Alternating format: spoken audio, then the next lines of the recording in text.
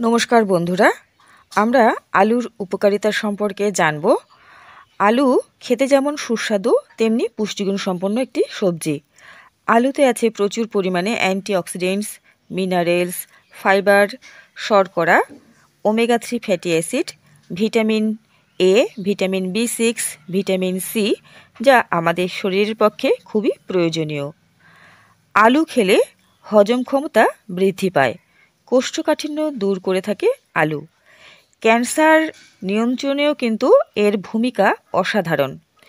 এছাড়া যেহেতু আলুতে প্রচুর পরিমাণে ভিটামিন এ আছে, যা রাতকানা রোগ দূর করতে সহায়তা করে। এছাড়া চোখের দৃষ্টিশক্তি বৃদ্ধি করে থাকে আলু।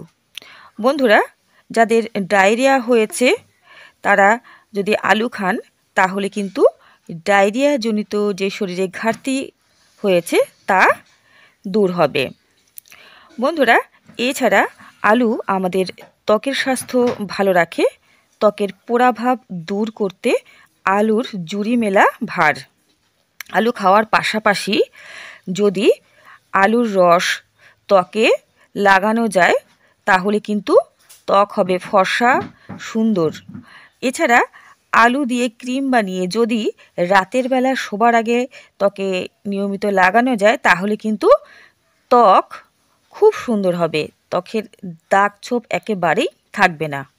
বন্ধুরা, যাদের ডায়াবেটিস আছে, ডায়াবেটিসকে নিয়ন্ত্রণ করতে চান, তারা যদি ভাতের পরিবর্তে আলু সেদ্ধ করে খেতে পারেন পরিমিত পরিমাণে, তাহলে কিন্তু আপনাদের যে ডায়াবেটিস বা সুগার নিয়ন্ত্রণে থাকবে। তবে খেতে হবে পরিমিত পরিমাণে।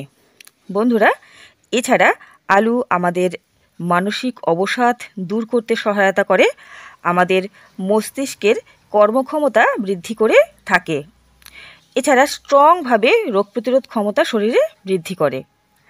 আমাদের শরীরে যে ঘন ঘন সর্দি কাশি লাগবার একটি প্রবণতা অনেকেরই থাকে, যেটি কিন্তু আর থাকবে না আলু নিয়মিত খেলে। আলু খাবেন পর্যাপ্ত পরিমাণে। অত্যাধিক পরিমাণে আলু খেলে কিন্তু ওজন বৃদ্ধি পাবে।